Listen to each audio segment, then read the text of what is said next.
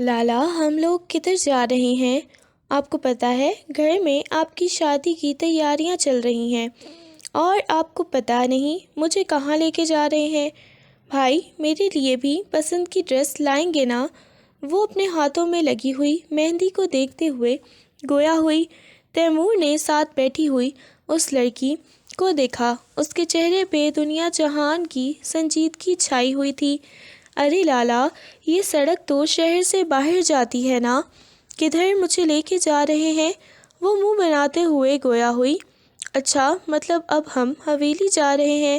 مجھے لگا تھا کہ آج رات ادھر ہی رکنے کا ارادہ ہے، سب لوگ تو یہاں پہ ہی ہیں۔ وہ اپنی ہی دھن میں بولتی جا رہی تھی جب تیمور نے خون خوار نگاہوں سے اسے دیکھا۔ چپ، ایک دم سے چپ، اگر اب تمہاری زبان سے ایک بھی لفظ نکلا تو جان نکال لوں گا تمہاری۔ وہ غصے میں ایک ایک لفظ کو چباتے ہوئے گویا ہوا۔ وہ فوراً سے اپنی زبان کو دانتوں تلے دبا گئی۔ آپ مجھے کہاں لے کے جا رہے ہیں؟ پھر سے اپنے ہونٹ کو لٹکاتے ہوئے گویا ہوئی۔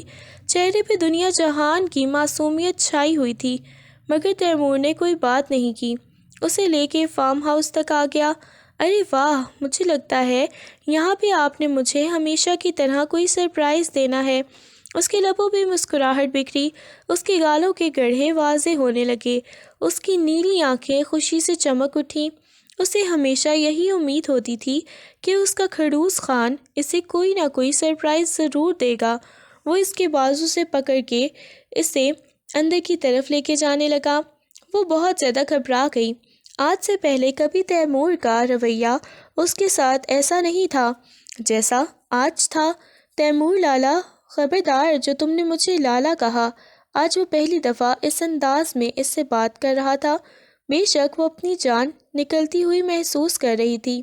لالا پلیز، یہ کیا کر رہے ہیں لالا؟ اس نے لا کے اسے غصے میں بیڈ پہ پٹکا، کمرے کا دروازہ بند کرنے لگا۔ لالا، اس نے کانپتی ہوئی آواز میں اسے پکارا۔ وہ ایک ایک قدم چلتا ہوا اس کے پاس آیا، ایک دم سے اس کے جبڑے کو بھینچا۔ لالا کیا کر رہے ہیں؟ مجھے درد ہو رہی ہے، کانپتی ہوئی آواز میں بمشکل بولی۔ ابھی تو یہ کچھ بھی نہیں ہے، تھوڑی دیر میں مولوی صاحب اور گواہ آتے ہیں، بغیر ڈرامہ کیے میرے ساتھ نکاح کرو۔ یہ سن کے روبیشہ آنکھیں پھاڑے اسے دیکھنے لگی۔ آپ یہ کیا کہہ رہے ہیں؟ روبیشہ کو یوں لگا جیسے کسی نے اس کے پورے وجود سے جان نکال لی ہو۔ میں آپ کے ساتھ نکاح بالکل نہیں کروں گی۔ آپ یہ کیا کہہ رہے ہیں؟ 2 دن بعد آپ کی شادی ہے اور آپ بول رہے ہیں کہ میں آپ کے ساتھ نکاح کر لوں؟ پاگل ہو گئے ہیں کیا؟ آپ میرے لالا ہیں، بھائیوں کی طرح ہیں۔ بھائی نہیں ہوں میں تمہارا، چچا زاد ہوں، اور خبردار جو اب تمہاری زبان سے یہ نکلا کہ میں تمہارا بھائی ہوں۔ وہ غصے میں چلاتے ہوئے گویا ہوا تو اس کی بات سن کے وہ روتے ہوئے نفی میں سر ہلانے لگی۔ اس کے دونوں طرف بازو رکھتے ہوئے اس کی آنکھوں میں گھورا۔ تھوڑی دیر تک مولوی صاحب آتے ہیں، بغیر ڈرامہ کیے میرے ساتھ نکاح کر لو۔ نہیں، میں نے بالکل نہیں کرنا۔ وہ روتے ہوئے نفی میں سر ہلانے لگی۔ ٹھیک ہے، نہیں کرنا؟ ابھی بتاتا ہوں میں۔ بغیر نکاح کے بھی تم جیسی گھوڑیوں کو قابو کرنا اچھی طرح جانتا ہوں۔ وہ غصے میں چلاتے ہوئے گویا ہوا تو وہ مزید گھبرا گئی۔ اسے شرٹ کے بٹن کھولتا ہوا دیکھ کے اس کی جان لبوں پہ آئی۔ لالا، آپ یہ کیا کرنے لگے ہیں؟ آپ اپنی شرٹ کے بٹن کیوں اتار رہے ہیں، کیوں کھول رہے ہیں؟ اس نے کانپتی ہوئی آواز میں پوچھا، مگر اس نے کوئی جواب نہیں دیا۔ دور پھینکتے ہوئے اپنی چٹانی سینے میں اسے چھپایا تو وہ گھبرا گئی۔ اس کے سینے کا لمس اس نے جب اپنی گال پہ محسوس کیا تو وہ ڈرنے لگی، اس کے سینے پہ مکے مارنے لگی۔ لالا چھوڑیں مجھے، میں بابا جان کو بتاؤں گی۔ لالا پلیز چھوڑیں مجھے۔ وہ ہچکیوں کے ساتھ رونے لگی۔ چپ، ایک دم سے چپ۔ وہ دوبارہ سے ایک ایک لفظ کو چباتے ہوئے گویا ہوا۔ لالا، 2 دن بعد آپ کی شادی ہے۔ وہ بمشکل یہ الفاظ بول پائی، مگر مقابل شخص کو اس کے رونے کی، اس کے آنسوؤں کی کوئی پرواہ نہیں تھی۔ کافی وقت بعد باہر سے کھٹ پٹ کی آواز آئی اور اس کے موبائل پہ اس کے دوست کا میسج آیا کہ وہ مولوی صاحب اور گواہوں کو لے کے آ گیا ہے۔ اس نے خون خوار نگاہوں سے اس لڑکی کی طرف دیکھا اور باہر کی طرف چلا گیا۔ تھوڑی ہی دیر بعد مولوی صاحب نے بولا کہ بچی کو لے آئیے جس کے ساتھ نکاح کرنا ہے۔ اس نے اس بات میں سر ہلا دیا، اندر کی طرف آیا، سامنے الماری کھولی اور اس کے اندر سے بڑی سی اپنی مردانہ شال اس کے اوپر اڑائی۔ خبردار، جو تم نے وہاں پہ رونے والا ڈرامہ کیا، اگر تم ذرا بھی روئیں تو جان نکال لوں گا تمہاری۔ وہ اسے دھمکی دیتے ہوئے باہر کی طرف لے کے آیا۔ وہ کانپتی ہوئی اس کے پہلو میں بیٹھی ہوئی تھی۔ سامنے بیٹھے ہوئے حاذق نے اسے اپنے دوست کی حرکت پہ نفی میں سر ہلایا۔ حاذق کو بہت برا لگ رہا تھا اس معصوم سی لڑکی کے لیے۔ تھوڑی ہی دیر بعد جب نکاح ہوا اور وہ اسے تنہا چھوڑ کے باہر آیا، حاذق کہنے لگا، دیکھو وہ تمہاری کزن ہے، تم اس کے ساتھ غلط کر رہے ہو۔ میں اچھی طرح جانتا ہوں میں کس کے ساتھ کیا کر رہا ہوں اور کس کے ساتھ کیا نہیں۔ مجھے یہ سب کچھ کرنا ہے۔ وہ معصوم ہے، حاذق نے اسے سمجھانا چاہا۔ جانتا ہوں، دیکھو وہ یہ سب ڈیزرو نہیں کرتی، لیکن پھر بھی مجھے امید ہے کہ تم اسے تکلیف نہیں دو گے۔ یہ کہتا حاذق وہاں سے چلا گیا۔ تیمور نے گہری سانس لیتے ہوئے صوفے پہ گرنے والے انداز میں بیک سے ٹیک لگائی، اپنی آنکھیں بند کر لیں۔ ایک آنسو نکل کے اس کی کن پٹی میں جذب ہو گیا۔ اگلے ہی لمحے اس نے جھٹ سے آنکھیں کھولی، کچھ دیر چھت کو گھورتے رہنے کے بعد وہ اٹھا اور سامنے ابھی تک وہ گھٹنوں کے گرد بازو لپیٹے رو رہی تھی۔ یہ رونے دھونے والا ڈرامہ بند کرو اور تیار ہو جاؤ مجھے برداشت کرنے کے لیے۔ یہ کہتے وہ اس کی طرف قدم بڑھانے لگا۔ لالا، اب میرے ساتھ کیا کریں گے؟ لالا کہہ رہی ہے کہ میرا نکاح کا بیڑا غرق مت کرو، ابھی تو تمہیں اپنی بیوی بنایا ہے اور پھر سے لالا لالا بول رہی ہو۔ وہ غصے میں غرایا۔ اس کی بات سن کے وہ اٹھ کے اس کے قریب بیٹھ گئی، اس کے ہاتھ کو پکڑ لیا۔ آپ اچھے والے لالا ہیں نا؟ لالا پلیز میرے ساتھ کچھ بھی مت کیجیے گا، میں آپ کی کتنی لاڈلی ہوں۔ آپ مجھے کہتے تھے نا کہ آپ مجھ سے محبت کرتے ہیں، میں آپ کی چھوٹی بہنوں کی طرح ہوں۔ وہ پھر آپ کو کیا ہو گیا ہے؟ وہ ہچکیوں کے ساتھ رونے لگی۔ آج تک میں نے تمہیں اپنی چھوٹی بہن نہیں کہا، آئی سمجھ؟ آج تک وہ خود سنبھالتے ہوئے گویا ہوا تو وہ اس کی بات سن کے وہ خاموش ہو گئی۔ اس کے ہونٹ لرزنے لگے۔ وہ ایک ایک قدم چلتا ہوا اس کے پاس آیا، اگلے لمحے اس کے بالوں میں انگلیاں پھنساتا ہوا اس کے لبوں کے اوپر جھکا۔ آج تک روبیشا کے اتنا قریب کوئی مرد نہیں آیا تھا۔ اس کی آنکھوں سے آنسو بہنے لگے۔ وہ جیسے ہی اس سے الگ ہوا وہ گہرے گہرے سانس لینے لگی، اس کے پورے وجود سے جان نکلنے لگی۔ وہ پیچھے پیچھے ہوتی نفی میں سر ہلانے لگی۔ آج سے پہلے تو کبھی اس نے تیمور کا یہ روپ نہیں دیکھا تھا۔ تیمور لالا، وہ بے یقینی سے اسے دیکھنے لگی۔ لالا مت کہو، اگر ایک دفعہ اور لالا بولا تو جان نکال دوں گا۔ یہ کہتے ہی وہ کھڑکی کی طرف دیکھ گیا، سارے پردے آگے کرنے لگا۔ آپ یہ کیا کر رہے ہیں؟ کھڑکی کو اچھی طرح بند کرنے کے بعد اس نے دروازے کو لاک کیا، اپنی شرٹ کے باقی بٹن کھول کے اسے دور اچھالتے ہوئے اس کے قریب آیا۔ اگلے ہی لمحے اس کے اوپر جھکتا اسے اپنی شدتوں سے آشناس کروانے لگا۔ روبیشا تکلیف کو محسوس کرتی بول بھی نہیں پائی، اس کے ہونٹ لرزنے لگے۔ اس کے چٹانی سینے پہ ہاتھ رکھتے ہوئے اسے خود سے دور کرنے کی کوشش کرنے لگی، مگر اس کے اوپر سایہ فگن ہوتا ہوا وہ تمام فاصلے مٹا گیا۔ وہ جیسے ہی اس کی روح میں سمایا تو روبیشا نے اذیت سے اپنی آنکھیں بند کر لیں۔ وہ مزید اس کے ساتھ مزاحمت نہیں کر سکتی تھی، اپنا آپ اس کے حوالے کر دیا۔ اس نے اپنا سر تکیے پہ گرا دیا اور چھت کو گھورنے لگی۔ وہ اس سے الگ ہوتا دوسری سائڈ پہ اوندا لیٹ گیا۔ بدلہ تھا یا محبت تھی، وہ خود نہیں سمجھ پایا۔ ابھی تو شروعات تھی، ابھی نہ جانے اسے کیا کیا آگے برداشت کرنا تھا۔ وہ گہرے گہرے سانس لے رہی تھی، اس کا دل اتنی شدت سے دھڑک رہا تھا کہ اسے اپنی دھڑکنیں اپنے کانوں میں سنائی دینے لگیں۔ وہ اٹھ کے بیٹھ گئی، اس کی کمر درد سے ٹوٹنے لگی، آنکھوں سے یک بارگی سے آنسو بہنے لگے۔ وہ جیسے ہی بیڈ سے اٹھنے لگی اس نے بازو سے پکڑ کے کھینچا تو وہ سیدھا اس کے سینے پہ آ گری۔ پلیز مجھے چھوڑیں۔ اس نے اپنی کلائی کو چھڑانا چاہا مگر وہ اپنے بازوؤں کے حصار میں اسے جکڑ کے آدھے سے زیادہ اس کے اوپر آ گیا۔ پلیز مجھے چھوڑیں، میرا سانس بند ہو رہا ہے، وہ کانپتی ہوئی آواز میں بولی۔ اس کے ہونٹ لرزنے لگے، وہ بول بھی نہیں پا رہی تھی، مگر وہ اسے کھینچ کے مزید اپنے ساتھ لگاتے ہوئے اس کی گردن میں اپنا چہرہ چھپانے لگا اس کی گردن پہ اپنا لمس چھوڑنے لگا۔ وہ اس کی مونچھوں کی چبھن کو اپنی گردن پہ محسوس کر رہی تھی۔ مجھے مما کے پاس جانا ہے، پلیز مجھے جانے دیں، چھوڑیں مجھے۔ وہ اس کے کندھے پہ اپنے ناخن مارتی خود کو چھڑانے لگی۔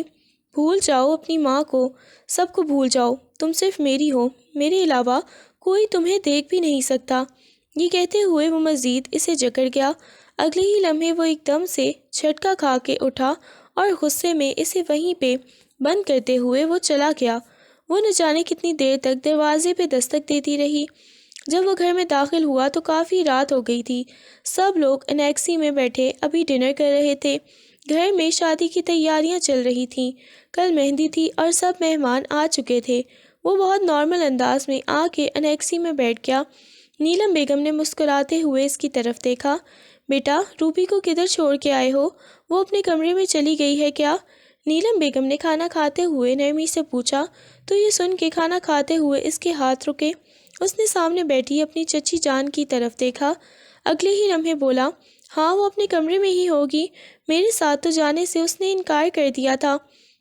یہ سن کے نیلم بیگم نے ایک دم سے نگاہیں اٹھا کے اسے دیکھا۔ کیا مطلب وہ تمہارے ساتھ نہیں گئی؟ کیا ابھی تک اپنے کمرے میں ہے؟ نیلم بیگم نے اس کے پاس کھڑی ہوئی ملازمہ کو دیکھا۔ رانی، جا کے دیکھو وہ کمرے میں ہے تو اسے بلا لاؤ، کھانا کھا لے، پھر صبح سے کمرے میں ہی بند بیٹھی ہوئی ہے۔ وہ اس بات میں سر ہلاتی ہوئی کمرے کی طرف گئی۔ کمرے کا دروازہ کھولا، کمرہ خالی تھا۔ پورے گھر میں دیکھنے کے بعد وہ واپس آئی۔ بی بی جی، چھوٹی بی بی تو گھر پہ نہیں ہے۔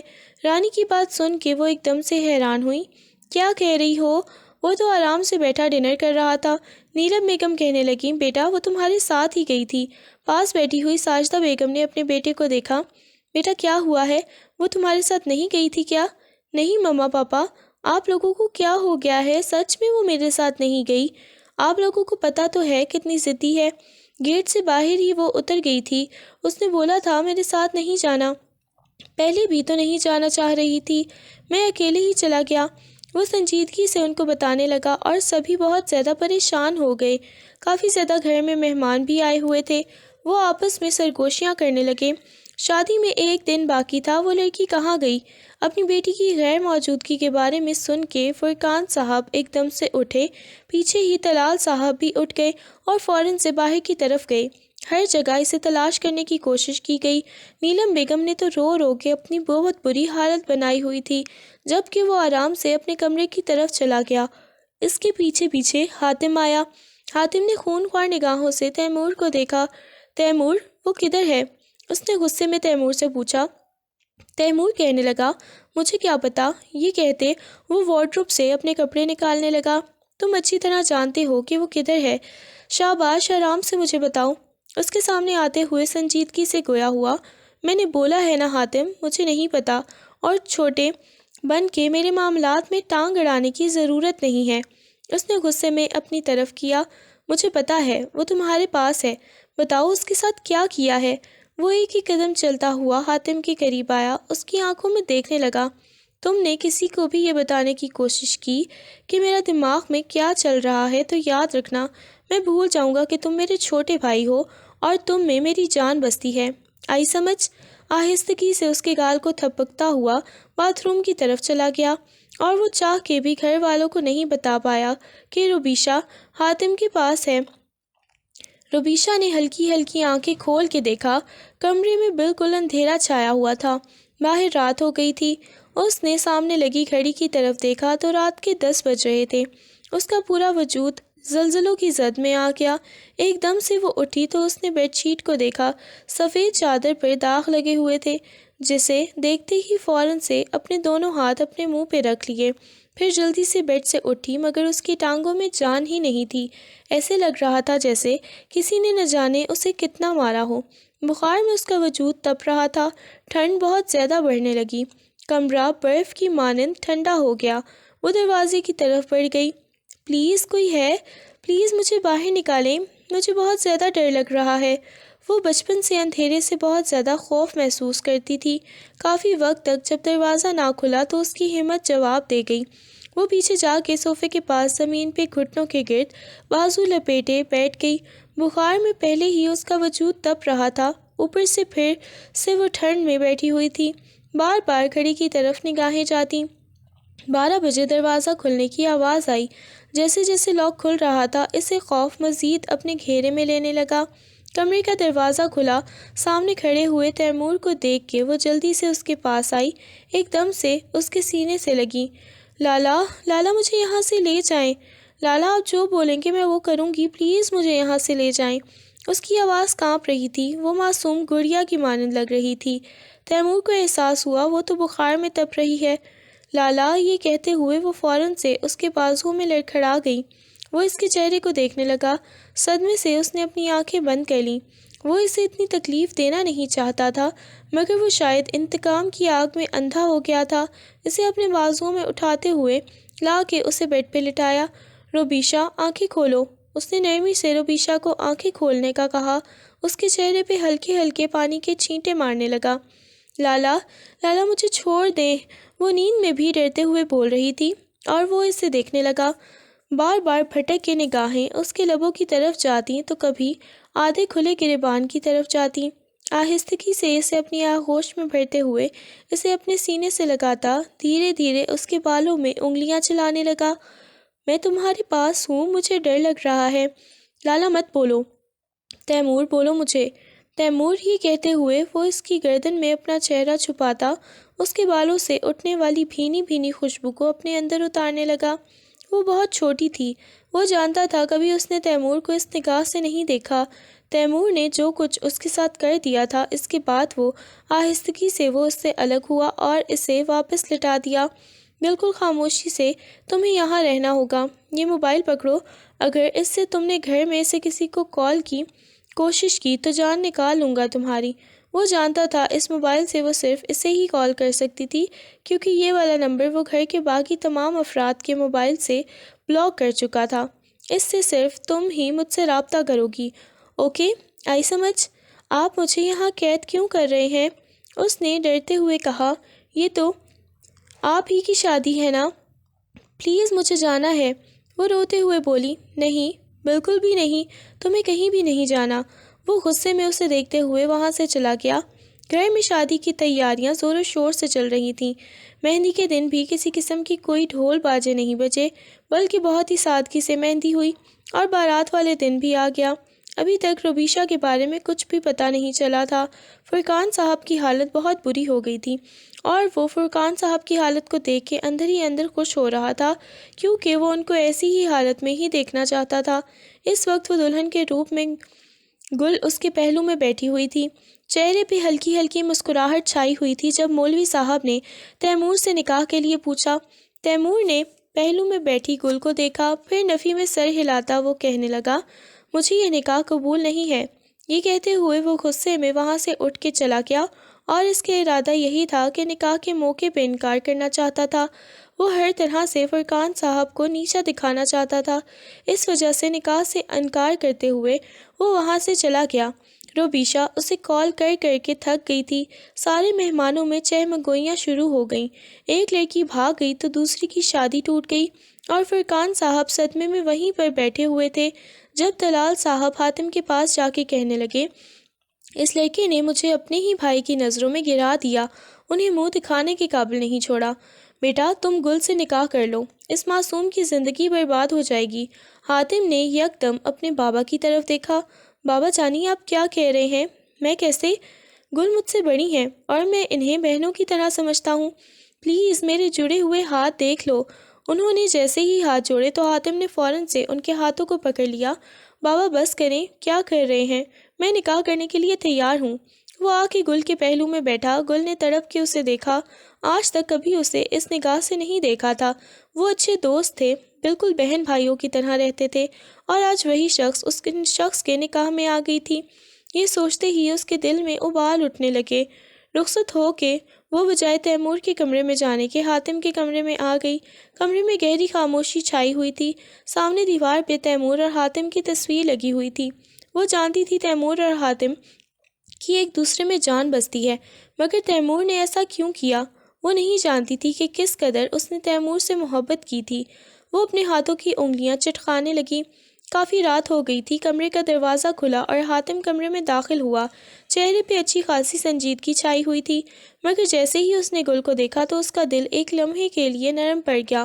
پہلے تو اسے گل پہ بہت زیادہ غصہ آیا ہوا تھا، جو زبردستی اس کی زندگی میں شامل ہوئی تھی، مگر نہ جانے کیوں اس کی آنکھوں میں سے آنسو اور اس کے چہرے پہ اداسی دیکھ کے اس کے جذبات بدلنے لگے۔ اس نے یہی سوچا تھا کہ وہ اس زبردستی کے رشتے کو عنقریب ختم کر دے گا، مگر گل کو دیکھتے ہی وہ اس کے سامنے آ کے بیٹھا۔ آہستگی سے گل کے ہاتھ کو اپنے ہاتھ کی گرفت میں لیا تو اس کی نظر گل کی ہتھیلی کی طرف گئی، جہاں مہندی میں تیمور کا نام لکھا ہوا تھا، اور نہ جانے کیوں آج پہلی دفعہ اسے جیلسی ہوئی تھی تیمور سے۔ اس نے گل کی طرف دیکھا، آہستگی سے اس کی نوز پن کو ہٹاتے ہوئے اس کے لبوں کے اوپر جھکا۔ وہ بالکل بھی ان سب کے لیے تیار نہیں تھی کہ وہ ایسا بھی کچھ کرے گا۔ آپ یہ کیا کر رہے ہیں؟ اس نے کانپتی ہوئی آواز میں اس کے سینے پہ ہاتھ رکھتے ہوئے اسے خود سے دور کرنا چاہا، مگر وہ مزید اس پہ جھکتا، اسے اپنی آغوش میں بھر کے۔ کیا کر رہی ہو؟ پلیز پیچھے ہٹو۔ وہ روتے ہوئے حاتم کو خود سے دور کرنے لگی۔ آپ کی عزت بچائی ہے، بدلے میں مجھے بھی تو کچھ ملنا چاہیے۔ اس کی آنکھوں میں دیکھتے ہوئے وہ بری طرح سے اس کے لبوں کو کچل گیا تھا۔ گل کی آنکھوں سے مزید آنسو بہنے لگے۔ پلیز ایسے مت کریں۔ آہستگی سے گل کے ہاتھوں کی انگلیوں میں اپنی انگلیاں پیوست کرتے ہوئے اسے پیچھے کی طرف لٹکاتا ہوا اس کے اوپر سایہ فگن ہوا تو اس کا دل زور سے دھڑکنے لگا۔ اس کی دھڑکنیں حاتم کے سینے میں دھڑک رہی تھیں۔ ان دونوں کے درمیان 1 انچ کا فاصلہ بھی باقی نہیں تھا۔ وہ اس کی گردن میں اپنا چہرہ چھپائے اس کی شہ رگ پہ اپنے دھڑکتے ہوئے لمس سے اسے سکون پہنچانے لگا۔ پلیز پیچھے ہٹیں۔ وہ کانپتی ہوئی اسے خود سے دور کرنے کی ہر ممکن کوشش کرنے لگی۔ دیکھیے، میں تیمور سے محبت کرتی ہوں۔ اس کی بات سن کے حاتم ایک جھٹکے سے اس سے دور ہوا، خون خوار نگاہوں سے گل کو دیکھنے لگا۔ بے شک تیمور اس کا بھائی تھا، لیکن اپنی ہی بیوی کے منہ سے کسی اور مرد کا نام سننا، چاہے وہ اس کا بھائی ہی کیوں نہ ہو، یہ اس کی غیرت کو گوارا نہیں تھا۔ آج تو تیمور بھائی کا آپ نے نام لے لیا ہے، آج اگر آپ نے اس کے بعد ان کی زبان پہ تیمور کا نام آیا تو میں نے آپ کی زبان کھینچ لینی ہے۔ وہ ایک ایک لفظ کو چھپاتے ہوئے گویا ہوا، لیکن میں تیمور سے محبت کرتی ہوں۔ وہ پھر سے گویا ہوئی۔ چپ، ایک دم سے چپ۔ اس کے لبوں کو بے رحمی سے اپنی گرفت میں لیتے ہوئے وہ اس کی تمام باتوں کو اگنور کرتے ہوئے اپنے حصار میں لے گیا تھا۔ وہ ہر طریقے سے پیچھے ہٹنا چاہ رہی تھی۔ اس کے کندھے پہ اپنے لب رکھتے ہوئے وہ اس کی دھڑکنوں کو محسوس کیا۔ وہ جی جان سے کپکپائی اور اپنے ہونٹوں کو اپنے دانتوں تلے دبا گئی۔ اس کی حالت دیکھتے ہوئے وہ فوراً سے اس سے الگ ہوتا باتھ روم میں جا کے بند ہو گیا۔ اس کے ساتھ کوئی زور زبردستی نہیں کرنا چاہتا تھا اور اب اسے پچھتاوا ہونے لگا۔ اس کے ساتھ ایسے نہیں کرنا چاہیے تھا۔ نہ جانے وہ کس اذیت سے گزر رہی ہوگی۔ وہ کپڑوں سمیت شاور کے نیچے کھڑا ہو گیا۔ پانی کے قطرے اس کے چوڑے شانوں سے ہوتے ہوئے نیچے جانے لگے۔ شرٹ اتار کے اس نے دور پھینکی اور گہرے گہرے سانس لینے لگا۔ کافی وقت بعد وہ شاور لے کے روب میں باہر آیا تو سامنے وہ ہچکیوں کے ساتھ رو رہی تھی۔ اس نے آہستگی سے وارڈروب کا دروازہ کھولا، ہلکا سا ٹراؤزر شرٹ اٹھاتا چینجنگ روم کی طرف چلا گیا، چینج کر کے باہر آیا اور سیدھا باہر کی طرف چلا گیا۔ کافی وقت بعد دوبارہ کمرے میں آیا، بیڈ پہ بیٹھی ہوئی گل کو دیکھا۔ یہ لو، چینج کر لو۔ یہ کہتے ہوئے اس نے گل کے سامنے اس کا ڈریس رکھا، شاید وہ اس کے روم سے لے کے آیا تھا۔ گل نے وہ جلدی سے اٹھایا اور چینج کرنے چلی گئی۔ کافی وقت تک جب گل باہر نہ آئی تو وہ پریشان ہوا۔ گل، آپ ٹھیک ہو؟ اس نے نرمی سے دروازے پہ دستک دیتے ہوئے کہا تو اندر سے گل کی ہچکی سنائی دی۔ اس نے ایک دم سے کمرے کا دروازہ کھولا تو وہ پیچھے اپنی زپ کے ساتھ الجھی ہوئی تھی۔ یہ کھل ہی نہیں رہی، اس نے کانپتی ہوئی آواز میں کہا تو وہ آ کے اس کے پیچھے کھڑا ہو گیا، آہستگی سے اس کی زپ کو کھولنے لگا۔ جیسے جیسے حاتم کی انگلیاں اس کی گردن کو ٹچ ہو رہی تھیں، اسے بہت زیادہ ڈر لگنے لگا، دل شدت سے دھڑکنے لگا۔ حاتم، اس نے کانپتی ہوئی آواز میں حاتم کا نام پکارا، اور حاتم کو پہلی دفعہ احساس ہوا کہ اس کا نام اتنا خوبصورت تھا، یا پھر اس کی زبان سے ادا ہوتا ہوا خوبصورت لگ رہا تھا۔ وہ تو ہمیشہ اسے چوہا، بندر اور ایسے ناموں سے پکارتی تھی، آج پہلی بار یوں اس کا نام اس نے تڑپ کے پکارا تھا۔ وہ اس کی زپ کے ساتھ الجھا ہوا تھا، ایک دم سے کھینچی، وہ ساری کی ساری ٹوٹ کے کھل گئی اور اس کے پیچھے سے پشت واضح ہونے لگی۔ ایک دم سے ہاتھ بڑھا کے اس نے ایک بلیک رنگ کے انر کی ہک کو کھولا تو وہ فوراً سے اپنے سینے پہ اپنا ہاتھ رکھ گئی۔ کیا کر رہے ہیں؟ اس نے کانپتی ہوئی آواز میں کہا تو وہ فوراً سے شرمندگی سے کمرے سے باہر چلا گیا۔ اس نے جلدی سے چینجنگ روم کے دروازے کو لاک لگایا۔ اس کا چہرہ دہکنے لگا تھا۔ گہرے گہرے سانس لیتے ہوئے اس نے دروازے سے ٹیک لگاتے ہوئے اپنی آنکھیں بند کر لیں۔ کچھ دیر تک خود کو ریلیکس کیا، واپس باہر آئی تو وہ بیڈ پہ بیٹھا فون چلا رہا تھا اور وہ گھبراتے ہوئے وہیں پہ کھڑی ہو گئی۔ کیا ہو گیا ہے؟ تھک گئی ہوں گی، آ کے دوسری سائڈ پہ سو جائیں۔ وہ نرمی سے گویا ہوا تو اس کی بات سن کے وہ دوسری سائڈ پہ آ کے بالکل کونے پہ لیٹ گئی۔ وہ اس کی پشت کو دیکھنے لگا۔ اگر ایسے کونے پہ سوئیں گی تو جس طرح رات کو سوتی ہیں صبح مجھے نیچے فرش پہ ملیں گی۔ وہ سنجیدگی سے گویا ہوا تو اس کی بات سن کے وہ تھوڑا اور قریب آ گئی۔ اس نے اپنے اوپر کمبل بھی نہیں اوڑھا تھا۔ تھوڑی ہی دیر بعد وہ سکون سے نیند کی وادیوں میں چلی گئی۔ اس کے چہرے پہ سکون تھا، حالانکہ اسے بے چین ہونا چاہیے تھا۔ اس نے کسی اور کا سوچا اور کسی اور کے نکاح میں آ گئی۔ وہ آہستگی سے اس کے اوپر کمبل دیتا ہوا اس کے رخسار کو دیکھنے لگا۔ رخسار پہ تل پورے آب و تاب سے چمک رہا تھا۔ سفید رخسار پہ سیاہ تل اس کو گستاخیاں کرنے پہ اکسانے لگا، مگر وہ اپنی سوچوں کو جھٹکتے ہوئے دوسری سائڈ پہ کروٹ لے کے سونے کی کوشش کرنے لگا۔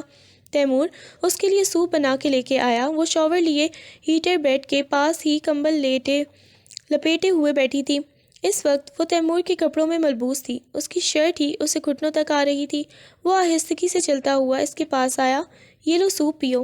نہیں، مجھے نہیں پینا، وہ منہ پھلاتے ہوئے گویا ہوئی۔ وہ کہنے لگا پی لو ورنہ میرا ہاتھ اٹھ جائے گا۔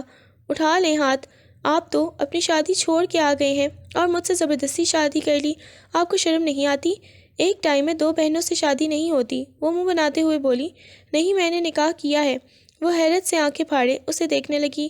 تو پھر آپ نے یہ سب کچھ برباد کیوں کیا؟ اگر آپ کو میں اچھی لگتی تھی تو آپ مجھ سے شادی کر لیتے، پھر آپا کی زندگی برباد کیوں کی؟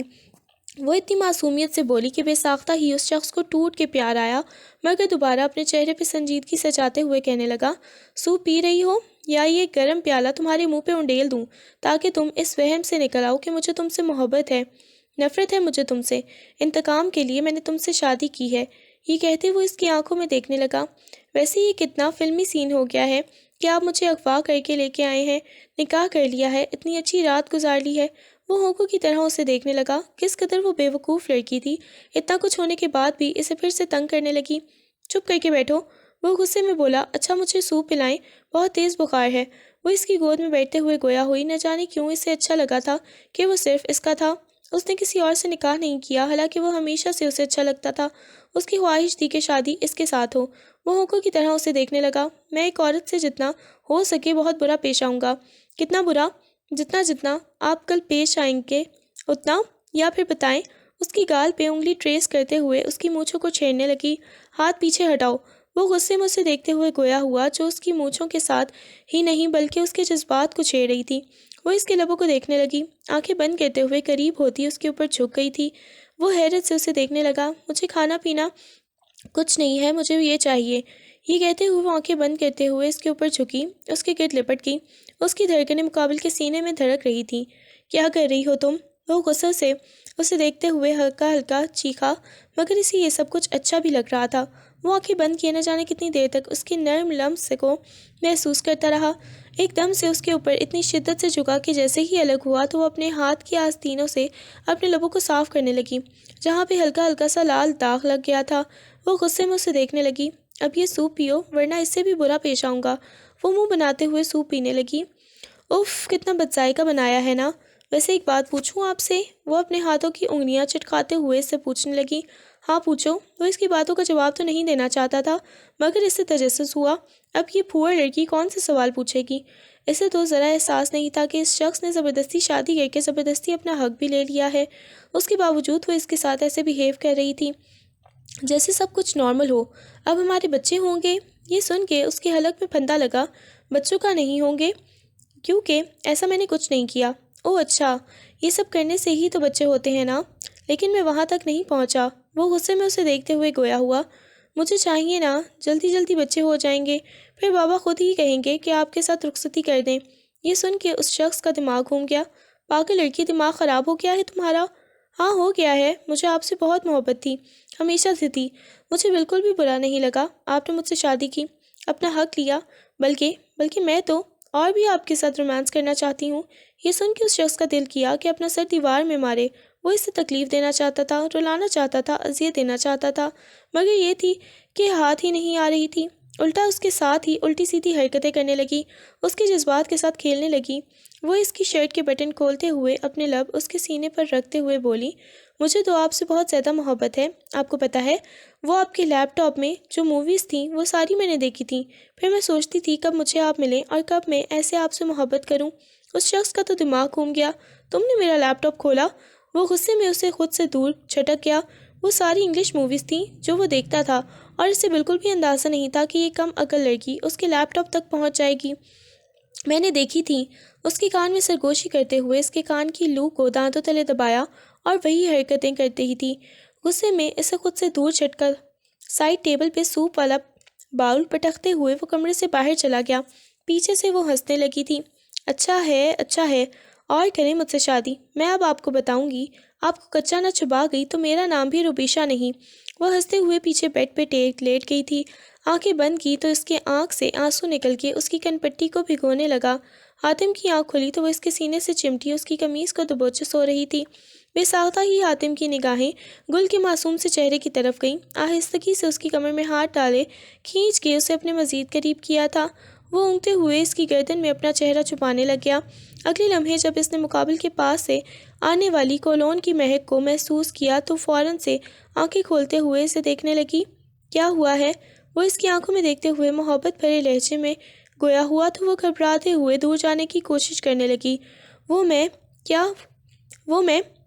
اس کی آنکھوں میں دیکھ رہا تھا۔ اس نے گھڑی کی طرف دیکھا تو صبح کے 5 بج رہے تھے۔ مجھے اپنے کمرے میں جانا ہے، اس نے کانپتی ہوئی آواز میں کہا۔ کیوں جانا ہے؟ بتاؤ۔ وہ اس کے چہرے کو دیکھتے ہوئے مزید اس کے قریب ہونے لگا۔ وہ بول بھی نہیں پا رہا تھا۔ اگلے لمحے وہ ایک دم سے اس کے لبوں کو اپنی گرفت میں لے گیا۔ پلیز پیچھے ہٹیں۔ اس کی چٹانی سینے پہ اپنا نازک سا ہاتھ رکھتے ہوئے اسے خود سے دور کرنے کی کوشش کرنے لگی، مگر وہ اس کے اوپر جھکا اسے اپنی شدتوں سے بے حال کرنے لگا۔ صبح اس کی سانسیں اکھڑنے لگی تھیں۔ پلیز ایسے نہیں کریں نا، مجھے بہت زیادہ ڈر لگ رہا ہے، اس کے کندھے پہ اپنے ناخن مارتے ہوئے بولی۔ وہ روتے ہوئے بولی اور اپنی مٹھیاں بھینچ لیں۔ وہ جیسے ہی اس سے الگ ہوا وہ گہرے گہرے سانس لینے لگی۔ وہ اس کے اوپر نیچے ہوتی دھڑکنوں کو دیکھنے لگا۔ اگلے لمحے اس کے لبوں پہ دھیرے سے ایک نرم سی مسکراہٹ بکھری۔ آج ہمارا ولیمہ ہے، میرا تو دل کر رہا ہے ولیمہ ابھی حلال کر لوں۔ اس کے کان میں سرگوشی کرتے ہوئے اس کے کان کی لو کو اپنے دانتوں تلے دبایا تو وہ تڑپ اٹھی۔ نہیں مجھے ڈر لگ رہا ہے، بڑبڑاتے ہوئے بولی تو اس کے سینے سے نیچے والے لب کو اپنے لبوں پہ پیوست کرتے ہوئے ایک دفعہ پھر سے اس کے اوپر جھکا۔ پلیز پیچھے ہٹے نا۔ فوراً سے اسے خود سے دور کرنا چاہا تو وہ مسکراتے ہوئے اس کی پیشانی پہ اپنے لب رکھتے ہوئے اس سے دور ہو گیا۔ اس کی آنکھوں میں نمی تیرنے لگی۔ اگلے ہی لمحے اسے اپنے قریب کرتے ہوئے اپنی آنکھوں میں دیکھتے ہوئے اسے اپنی آغوش میں بھر لیا۔ فوراً سے بھاگتے ہوئے باتھ روم میں جا کے بند ہو گئی۔ یا اللہ، کس قدر بے شرم انسان کے ساتھ میری شادی ہو گئی ہے۔ مجھے تیمور کے پاس جانا ہے۔ وہ خود سے مخاطب تھی۔ تیمور کو بھول جاؤ، اب صرف اور صرف حاتم تمہاری زندگی میں ہے، تمہارے خواب و خیالوں میں ہے۔ وہ دھیرے سے بڑبڑائی۔ اس کی بڑبڑاہٹ سننے پہ حاتم نے اسے یاد دہانی کروائی تو وہ فوراً سے اپنے منہ پہ ہاتھ رکھ گئی۔ ولیمے کے فنکشن میں بھی گھر والے سبھی بہت زیادہ پریشان تھے۔ کسی کو بھی ذرا بھی شک نہیں گیا کہ روبیشہ اس کے پاس ہے۔ انہوں نے اپنے تمام پولیس والے دوستوں کو فرقان صاحب نے انفارم کیا ہوا تھا۔ سب تلاش کر رہے تھے مگر انہیں سمجھ نہیں آ رہی تھی کہ روبیشہ کو زمین کھا گئی یا آسمان نکل گیا۔ نیلم بیگم اپنی بیٹی کی گمشدگی پر نڈھال ہو کے بیڈ کے ساتھ لگی ہوئی تھیں۔ کچھ بھی سمجھ نہیں آ رہی تھی۔ شادی تو نے توڑی ہے اور یہاں میں فلیٹ پہ بیوہ کو لے کے بیٹھا ہوا ہوں۔ مسئلہ کیا ہے؟ بتاؤ مجھے۔ ایڈم نے غصے میں اسے تکیہ زور سے مارا۔ تیمور سگریٹ کی گہری کش لگاتا اپنی سوچوں میں مگن تھا۔ اس نے آنکھ کھول کے ایڈم کو دیکھا۔ یہ جوتا اتار کے میں نے تیرے منہ پہ مارنا ہے، منہ اٹھا کے کچن کے چولہے پہ جا کے پھنس جاؤ۔ وہ غصے میں گویا ہوا۔ اتنا زیادہ غصے میں ہونے کے باوجود بھی تو مذاق کرنے سے باز نہیں آتا۔ وہ ہنستے ہوئے بولا۔ اگلے ہی لمحے آ کے اس کے پاس بیٹھا، اس کی گود میں سر رکھ کے اس کے ہاتھ سے سگریٹ لے کے دور پھینکی۔ چل میری جان، بتا کیا ہوا ہے؟ وہ اس کی ناک کو کھینچتے ہوئے بولا۔ خبردار، جو یہ لڑکیوں والی حرکتیں ایڈم تو نے میرے ساتھ کی، نکل یہاں سے، مجھے اکیلا چھوڑ دے۔ یہ کیا؟ میں فلیٹ پہ آ کے بیٹھا ہوا ہوں، مجھے یہاں سے نکلنے کا کہہ رہا ہے؟ نہیں بھائی، بالکل بھی نہیں نکلوں گا۔ بتا کیا ہوا ہے میری ننھی سی جان کا؟ وہ پھر سے چھیڑتے ہوئے گویا ہوا، ایڈم فضول باتیں مت کرو۔ اچھا تم نے شادی کیوں توڑی ہے؟ کوئی مسئلہ ہوا ہے؟ بتاؤ۔ نہیں کچھ بھی نہیں۔ اچھا وہ تم لوگوں کی چھوٹی کزن کے بارے میں پتہ چلا ہے؟ دیکھو فیملی کے معاملات میں ایڈم مت بولو یار، فیملی کے معاملات نہیں ہے، وہ تمہاری بہنوں کی طرح تھی۔ بہن نہیں ہے، بیوی ہے میری۔ اور یہ سن کے ایڈم کی زبان وہیں تالو کے ساتھ لگ گئی۔ کیا؟ وہ ایک دم سے چلایا، چپ کر کے بیٹھو، بس یہی سننا تھا، خبردار جو کسی کو بتایا، کیونکہ تیرے پیٹ میں کوئی بات ٹکتی نہیں ہے۔ اس سے پہلے تو کہ تو بھاگتا ہوا جا کے اعلان کر کے آئے حویلی میں۔ نہیں بتاتا، لیکن تو نے یہ کیوں کیا بتاؤ؟ اب ایڈم بھی اچھا خاصا پریشان ہوا، اب اسے سامنے والے کی پریشانی سمجھ آئی تھی۔ کچھ بھی نہیں، بس ایک مسئلہ ہے، بعد میں بتاؤں گا۔ میں ابھی اس کے پاس جا رہا ہوں۔ پاگل ہے کیا؟ وہ معصوم سی بچی ہے، تمہیں پتہ ہے اسے اکیلا کتنا ڈر لگتا ہے۔ وہ اس کی فیملی والوں کو سب سے اچھی طرح جانتا تھا، وہ اس کا دوست کم بھائی زیادہ لگتا تھا۔ ہاں اسی کے پاس جا رہا ہوں، کافی زیادہ رات ہو گئی ہے اور وہ اکیلی ہے، پتہ نہیں اس نے کھانا کھایا بھی ہوگا یا نہیں۔ یہ سوچتے ہوئے وہ تھوڑا پریشان بھی ہوا، وہ اس سے لاپرواہ نہیں ہو سکتا تھا۔ آ کے اس کے آہستگی سے کمرے کا دروازہ کھولا تو سامنے وہ فرش پر بیٹھی گھٹنوں کے گرد بازو لپیٹے رو رہی تھی۔ بیڈ شیٹ کے جگہ جگہ سرخ دھبے لگے ہوئے تھے، جسے دیکھ کے اس کی پیشانی پہ بل نمودار ہوئے۔ وہ جلدی سے اس کے پاس آیا۔ تم ٹھیک ہو؟ اس کے چہرے کو اپنے ہاتھوں کے پیالے میں بھرتے ہوئے گویا ہوا۔ وہ کچھ بولی نہیں، خالی نگاہوں سے اسے دیکھنے لگی۔ ایسے لگ رہا ہے جیسے کسی نے اس کا سارا خون نچوڑ لیا ہو۔ اس کی رنگت بالکل زرد پڑی ہوئی تھی، ہونٹ اس کے نیلے پڑ گئے تھے، آنکھوں کے سامنے اندھیرا چھانے لگا۔ اس کے ہاتھ کو پکڑا جو برف کی مانند ٹھنڈا پڑ گیا تھا۔ کیا ہوا تمہیں؟ جیسے ہی اسے فرش سے اٹھایا تو وہ بولی، میرے پیٹ میں بہت زیادہ درد ہو رہی ہے۔ وہ روتے ہوئے گویا ہوا، اس کے ہونٹ لرز رہے تھے، اس کا پورا وجود کانپ رہا تھا، ایسے جیسے زلزلوں کی زد میں آ گیا ہو۔ کیا ہوا ہے؟ وہ جلدی سے اس سے نرمی سے پوچھنے لگا، اس کی جان پہ بنائی تھی۔ اس کی ایسی حالت دیکھ کے وہ اس کے ٹھنڈے پاؤں کو دیکھنے لگا۔ کیا ہوا ہے؟ اس نے فوراً سے کمرے کا ہیٹر آن کر دیا۔ پیٹ میں درد؟ کچھ کھایا ہے کیا؟ کیا ہوا؟ نفی میں سر ہلانے لگی، وہ رونے لگی، آنکھوں میں سے آنسو بہنے لگے۔ وہ سمجھ گیا تھا کہ اس کے ساتھ کیا ہوا ہے، اور اس کی چیزیں تو وہ پہلے ہی سے ہی یہاں پہ رکھ کے گیا تھا۔ جلدی سے اس نے الماری کا دروازہ کھولا۔ بندہ کم از کم الماری تو دیکھ ہی لیتا ہے، آپ کی ضرورت کی چیزیں اندر پڑی ہوئی تھیں۔ وہ ساری چیزیں نکال کے دیں تو وہ جلدی سے پکڑتے ہوئے چینجنگ روم کی طرف بھاگی۔ جب باہر آئی تو دیکھا وہ بیڈ شیٹ وغیرہ چینج کر کے روم کے فرش پہ کپڑا لگا رہا تھا، اور وہ اسے دیکھنے لگی۔ آج تک اس نے اس شخص کو کام کرتے ہوئے نہیں دیکھا تھا۔ وہ باہر آیا کافی وقت بعد، چہرہ بھی واش کیا ہوا تھا، کپڑے بھی اس نے چینج کیے ہوئے تھے، شاید کسی اور روم میں چینج کر کے آیا تھا۔ چلتا ہوا اس کے پاس آیا۔ زیادہ پین ہو رہی ہے کیا؟ کمرہ کافی حد تک گرم ہو گیا تھا۔ وہ اس بات میں سر ہلانے لگی۔ اتنی کمرہ گرم ہونے کے باوجود بھی اس کے ہاتھ پاؤں بہت زیادہ ٹھنڈے ہونے لگے۔ یہاں بیٹھو۔ اس نے اپنی شال کندھوں سے اتار کے اس کے پاؤں پہ لپیٹی تاکہ وہ کچھ گرم ہو جائے، اسے کمبل میں لٹایا۔ وہ تمہارے لیے کچھ بنا کے لاتا ہوں۔ وہ اس کے ہاتھ کو پکڑ کے بولی، مجھے بہت زیادہ پین ہو رہی ہے۔ اس کے ہاتھ کو پکڑ کے اپنے پیٹ پر رکھا۔ ایسے ٹھیک نہیں ہوگی، میں کچھ لاتا ہوں۔ نرمی سے اس کے بالوں کو پیچھے کیا۔ وہ مما کوئی میڈیسن دیتی تھی تب ٹھیک ہوتی تھی، اس نے ڈرتے ہوئے کہا، اور وہ اس وقت اس کی ماں سے میڈیسن پوچھ کے اپنے لیے مشکل نہیں کھڑی کرنا چاہتا تھا۔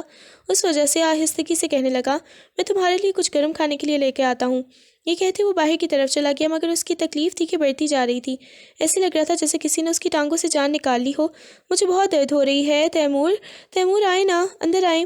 وہ بار بار تیمور کو پکار رہی تھی۔ تیمور کچن میں جو اس کے لیے قہوہ بنا رہا تھا، وہ بہت زیادہ پریشان ہو گیا۔ کمرے کی طرف دیکھتے اندر سے آنے والی آواز اس کے رونے کی آوازیں اسے بے چین کرنے لگی۔ کافی وقت بعد قہوہ اور انڈا وغیرہ لے کے وہ اندر آیا، ساتھ اس نے چائے کا کپ بھی رکھا ہوا تھا۔ سائڈ ٹیبل پر رکھا تو وہ بیڈ پہ دوہری ہوئی پڑی تھی، اپنے گھٹنوں کو اس نے سینے سے لگایا ہوا تھا، کبھی ایک سائڈ کروٹ لیتی تو کبھی دوسری ہی سائڈ، ایسے لگ رہا تھا جیسے اس کی جان نکل رہی ہو۔ تیمور، میں نہیں برداشت کر پا رہی، مجھے مار دیں، مجھ سے نہیں برداشت ہو رہا۔ وہ روتے ہوئے بولی تو وہ بہت زیادہ پریشان ہو گیا۔ یہ لو، یہ پیو۔ اس کے سامنے پیالہ کرنے لگا۔ اس نے ہلکا سا گھونٹ بھر لیا، اسے وامٹنگ ہونے لگی۔ شاید اس نے کچھ کھایا ہوا نہیں تھا، اس وجہ سے اس کی ایسی کنڈیشن ہو رہی تھی۔ اسے اپنے سینے سے لگا کے، کچھ نہیں ہوتا، بس کر دو، وہ بالکل اس کے ساتھ چپکی جا رہی تھی۔ تکلیف کی ماری اس کی آنکھوں سے آنسو بہنے لگے، اب اذیت کے باعث اس کی آواز بھی نہیں نکل رہی تھی۔ بس بس، کچھ بھی نہیں ہوتا، یہ کہتے ہوئے وہ جلدی سے اسے واپس لٹایا، استری لے کے آیا، کپڑا گرم کر کے اس کے پیٹ کے اوپر رکھنے لگا، جس سے اب کچھ سکون ملا۔ بالکل یہ قہوہ پیو، ساتھ ساتھ وہ قہوہ پلا رہا تھا۔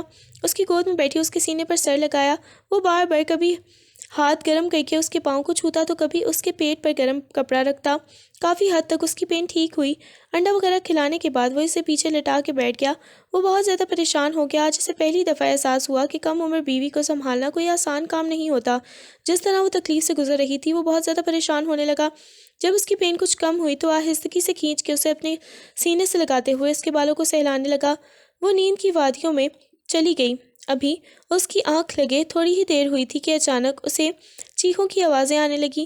وہ اسے دبوچے چیخ رہی تھی اور شاید اسے پین ہو رہی تھی، بہت زیادہ ہو رہی تھی۔ اس نے بیڈ شیٹ کو دیکھا جو ساری سرخ ہو رہی تھی۔ اس قدر اس کی حالت بری ہوتے دیکھ کے وہ پریشان ہو گیا۔ کیا ہوا ہے؟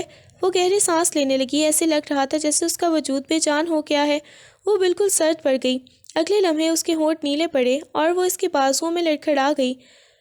اگلی قسط کل اپلوڈ کی جائے گی۔ ناول کیسا لگا کمنٹ میں ضرور بتائیے گا۔